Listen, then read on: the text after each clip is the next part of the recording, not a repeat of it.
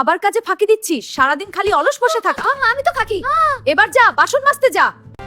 এই মেয়ে, তোর হাতটা এবার পুড়ে যাবে।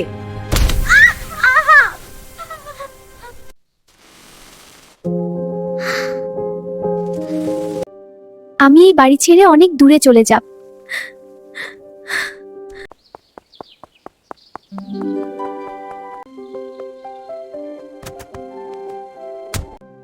তোমার থাকার কোনো জায়গা নেই, তুমি আমার সাথে চলো। রাজপ্রাসাদ থেকে খবর এসেছে রানীর জন্য যে সুন্দর ড্রেস বানাবে তাকে তার পোশাক শিল্পী রাখা হবে। রানীর জন্য সবচেয়ে সুন্দর পোশাক আমিই বানাবো।